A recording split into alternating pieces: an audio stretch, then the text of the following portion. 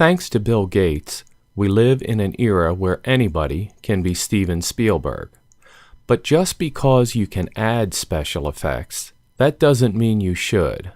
Special effects, slick transitions, and too much verbiage distract the audience from your message. What is the purpose of PowerPoint?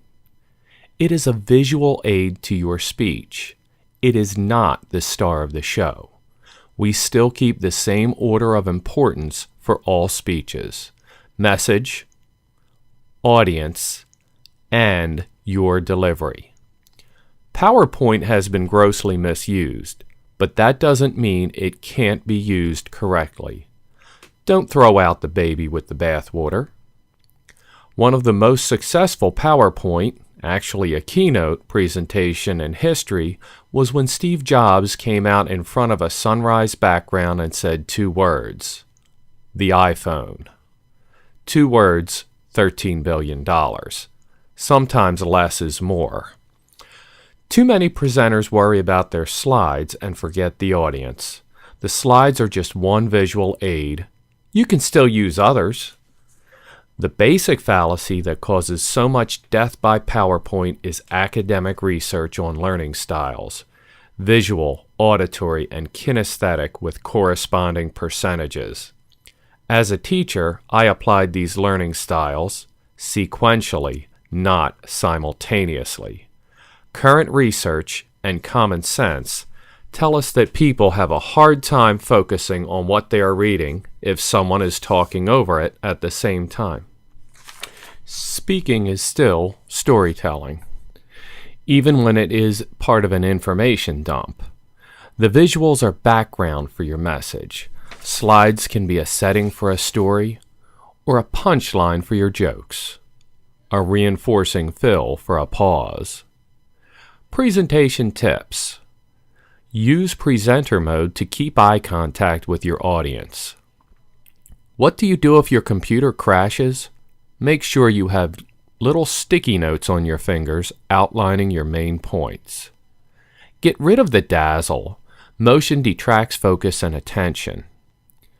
Never print out your slides and hand them out before or after the presentation. It tells your audience that you have no value. Instead, email a copy of your full speech afterwards. Hyperlinks in videos are risky. More often than not, there can be a technical glitch.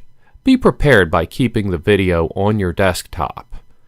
Embedded videos can cause a problem if they are very large.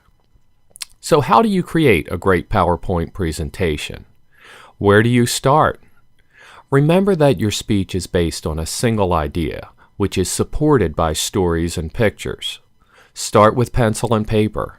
Until you get to that single one-sentence idea, you aren't ready for the computer. Brainstorm your speech, write a rough draft, then do a handmade storyboard, rearranging the ideas with their corresponding images on Post-it notes. Only after all of that is done should you turn on your computer and start work on those slides. For some rules on a great slide: no paragraphs, sentences, numbered lists, and very few bullets, except for a quote, which can add credibility. Try to use 6 words or less, and never more than 2 type fonts. Follow the golden ratio. Use a grid like a tic-tac-toe board to align your pictures and text. The grid lines break the field and will lead the viewer's eye.